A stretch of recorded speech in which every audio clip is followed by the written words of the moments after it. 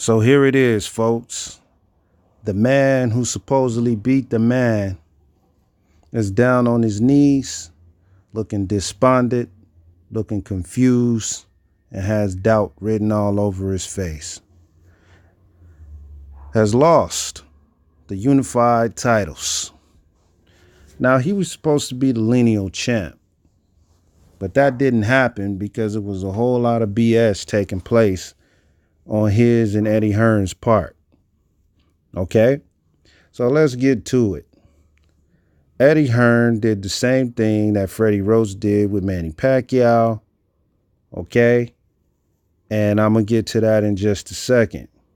And then we had the same thing happen with Triple G and his coach. A whole lot of talk, a whole lot of blah, blah, blah about what Manny Pacquiao could do to Floyd for years. And we never really saw that happen in the time it should have happened in, because it was a whole lot of protection going on for Manny Pacquiao. And then we had the same thing for Triple G, with HBO doing a whole lot of protecting of Triple G. You know, oh, Triple G could beat this guy and that guy. And Triple G, you know, they was putting him in position to be able to take on welterweights instead of focusing on the division which he was primarily in. They were focused on trying to get Floyd Mayweather and guys into the ring at that time, instead of him focusing on who he should have been facing, and that being Andre Ward. That didn't happen because it was a whole lot of trying to play musical chairs and skipping around this guy and that guy so that he could parade around with the belts. When I say he, I'm meaning all three of these guys that I'm talking about right now, because Joshua was in the same category. Okay, instead of taking on who you were supposed to take on, you chose to take on lower opposition in order to build your name and build your brand and keep the fans running behind you, claiming that you are pretty much the lineal champ, the guy, the man, the myth, the legend. And it didn't happen that way.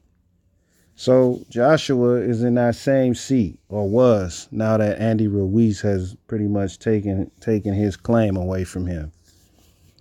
He was in that same seat. Eddie Hearn going back and forth, back and forth. Oh, Joshua can knock out Wilder. If Joshua faced Wilder with all the polls all over the internet and creating the hype beast so fans can run behind that BS, while this man hasn't gotten in the ring and faced anybody outside of an old washed up Klitschko. Parker. You fight Parker and then you take on Povetkin. You know, neither of these guys were believed to be able to beat him. Guys that want to stand right in front of this dude and don't want to box. You know, you're going to get knocked out outside of Mr. Ruiz, who actually had talent. Okay? So these guys pose no threat to him. But Joshua knew Wilder posed a big threat to him. The man has the highest knockout percentage in boxing. So, of course, they're going to take their time and try to frustrate him to death and try to diminish his character, try to ensure to the fans that they're the best, and force the fans to believe that this guy's running from them. We went through that with the $20 million. Oh, if you come up with $20 million, then we can talk.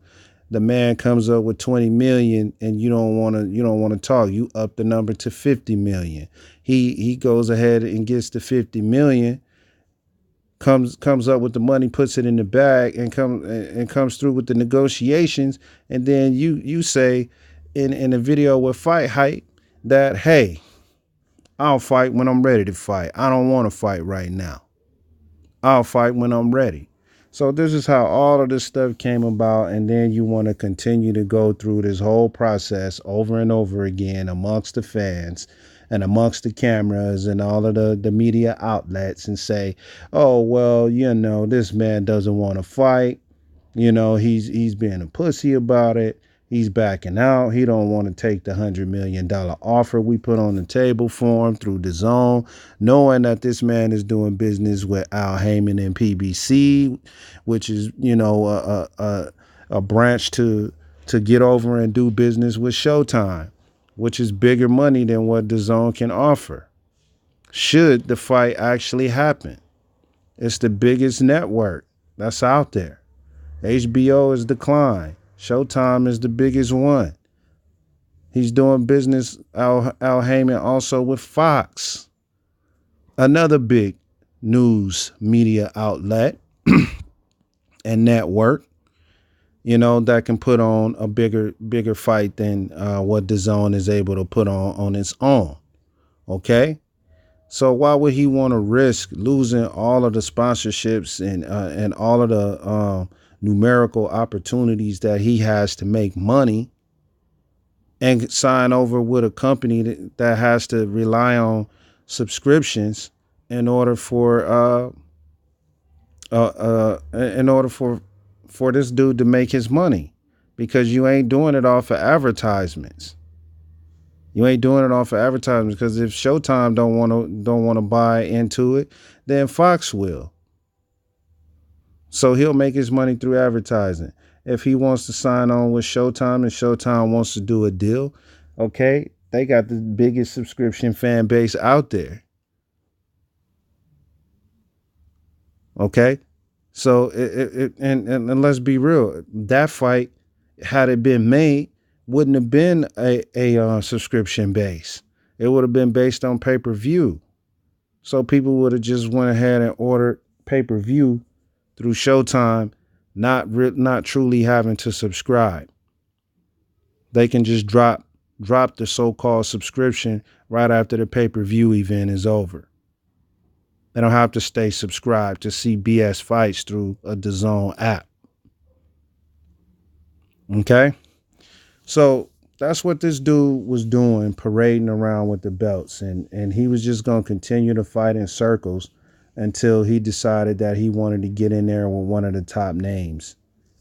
They tried to go after Ortiz, and Ortiz wasn't having no $5 million to no $8 million contract, which I don't blame him, because he is the third guy in the equation that can create problems in the heavyweight division outside of Wilder and Fury.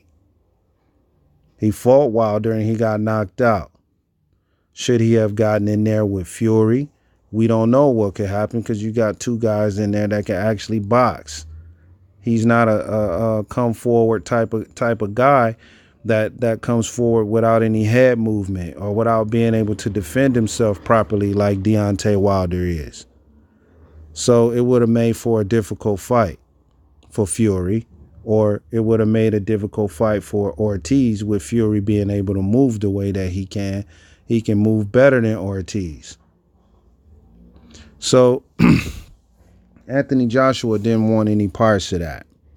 He wanted to parade around with the belt, same way Keith Thurman is doing right now, parading around with the belts until he can get one solid fight that's on his terms, which you can't really blame the guy, because boxing is a business. Okay?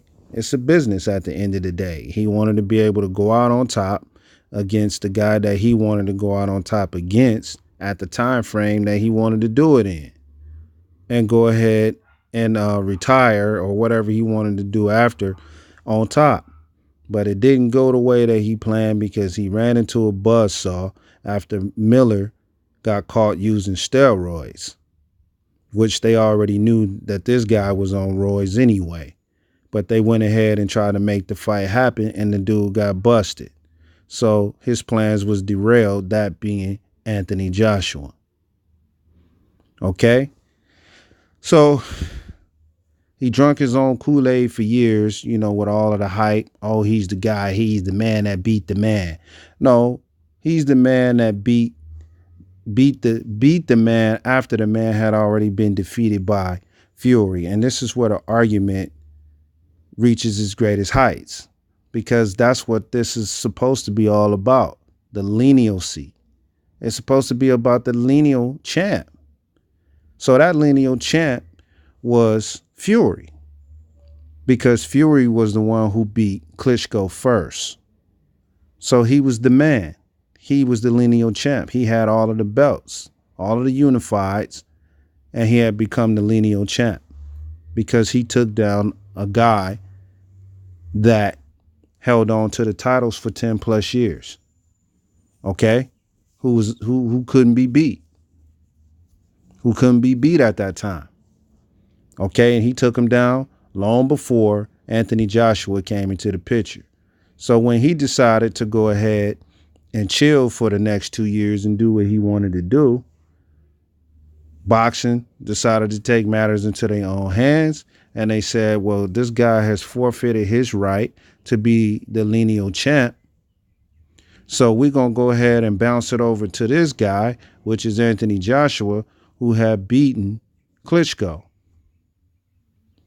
So he gets to run around with the titles, the unified titles, and say that he is the true lineal champ, which he is not because he didn't take down Fury. Okay? He wasn't able to muscle up enough fire-breathing, brimstone. Let me stop. He wasn't able to muster up enough, I guess, grit to get this guy in the ring like Wilder was. Wilder was able to get Fury to come out of his retirement, if you will, which he didn't really retire. He just did his own thing for a while. We all know what that is. I don't need to get into all of that. But he mustered up enough grit to get the guy in the ring. Okay? And, you know, to a lot of people's dismay, I truly believe that this man beat Fury. Okay, because he knocked the guy down twice in that fight, and he pretty much had him knocked out in the 12th, and he was given the opportunity to breathe.